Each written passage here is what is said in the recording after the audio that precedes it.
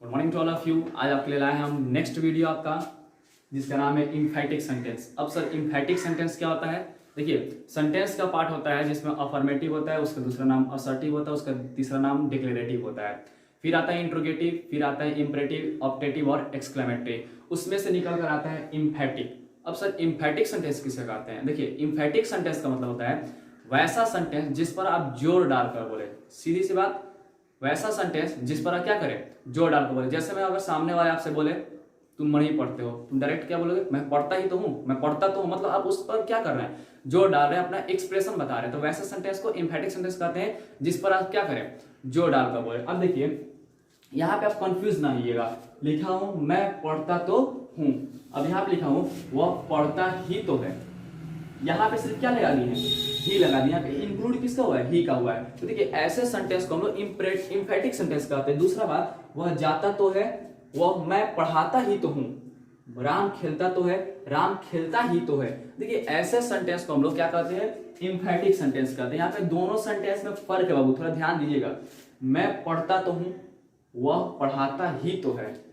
वह जाता तो है, मैं पढ़ाता ही तो हूं। राम खेलता तो है, राम खेलता ही तो है। मतलब इसमें एक वर्ड ही मिल जा रहा है। देखिएगा, इसमें ही नहीं है, इसमें ही है। अब इसको सर बनाएंगे कैसे? सबसे इजी बात, जैसे में आपको यह देखिए जितना सेंटेंस लिखे हैं इसमें से तो हटा दे तो बन जाएगा मैं पढ़ता हूं, वह जाता है, राम खेलता है। यानी बन जाएगा सिंपल प्रेजेंट टेंस, जिसका दूसरा नाम होता है प्रेजेंट इंडेफिनिट टेंस। अब जब टेंस पढ़ाएंगे तो बताएंगे प्रेजेंट इंडेफिनिट टेंस को दरअसल इंडेफिनिट क्यों कहा जाता है। खैर बताएंगे उतना। तो आप देखिए, पढ़ता है, ता है, ती आ गया। तो आप लोग जब टेंस पढ़े होंगे लोग या नहीं पढ़े होंगे तो बता दें कि सिंपल प्रेजेंट टेंस का जो हेल्पिंग वर्ब होता है, यानी एक्सिलरी वर्ब होता है, वो होता है डू और डज। क्या होता है? डू और डज। और अफर्मेटिव सेंटेंस के साथ कभी भी डू और डज का इस्तेमाल नहीं किया जाता है। डू और डज का इस्तेमाल अफर्मेटिव सेंटेंस का तब करते हैं जब वो सेंटेंस क्या हमारा इम्फेटिक सेंटेंस, यानी जोर डाल के बोलने वाली बात हो।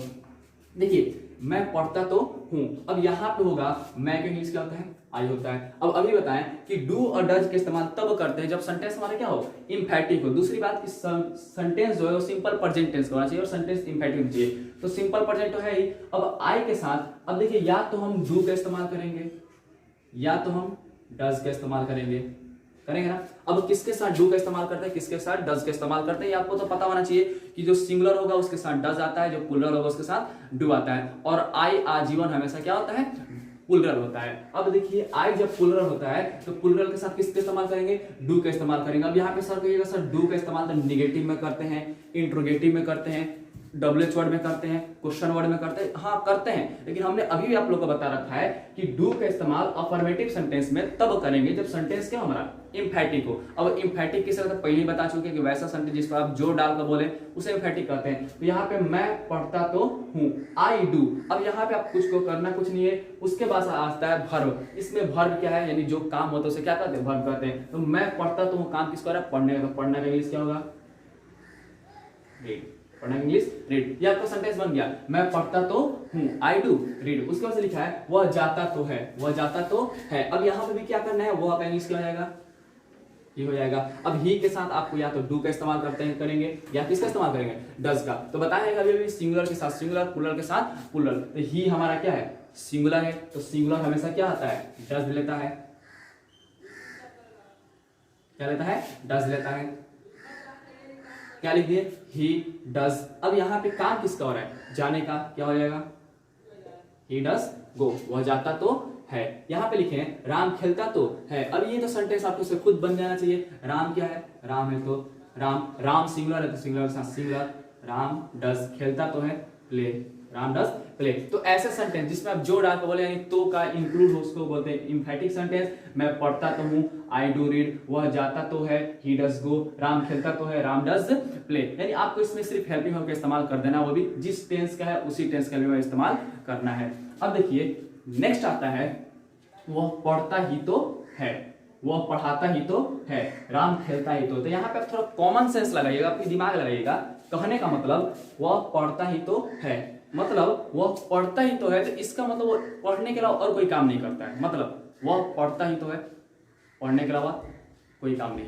वह जाता ही तो है, जाने के अलावा कोई काम नहीं। मैं पढ़ाता ही तो हूँ, पढ़ाने के अलावा कोई काम नहीं। तो देखिए यहाँ पे आपका स्ट्रक्चर जो बनेगा, तो यहाँ पे होता है वह पढ़ता ही तो है। यहाँ पे सिर्फ अगर ही मिल गया तो ये सारा स्ट्रक्चर चेंज हो जाएगा, यानी वह पढ़ता ही तो है, तो वह का इंग्लिश ही। उसके बाद ही के साथ क्या लगता है, does, he does, he does. उसके बाद से आता है nothing, he does nothing. Nothing का मतलब होता है कुछ नहीं, नथिंग का मतलब कुछ नहीं। उसके बाद से आता है बट, बट अब पढ़ता का read, he does nothing but read. अब कहिएगा सर समझाइए, समझ नहीं आया तो समझा रहे हो मैं। ही डज वह करता है, नथिंग कुछ नहीं, बट रीड लेकिन क्या करता है, सिर्फ पढ़ता। भी बताइए इसका मतलब वो पढ़ता है, तो इसका मतलब पढ़ने के अलावा कोई काम नहीं करता है। तो he does nothing, he does nothing का मतलब वो कुछ नहीं करता है, बट रीड लेकिन क्या करता है, पढ़ता है। तो यहाँ पे आपका स्ट्रक्चर जो बनता है वो ऐसे बनता है, subject plus axillary verb, subject plus axillary verb. अब जिस टेंस का एक्सिलरी वर्ब है उस टेंस का एक्सिलरी वर्ब लगा देंगे, उसके वजह से इस्तेमाल करते हैं किसका,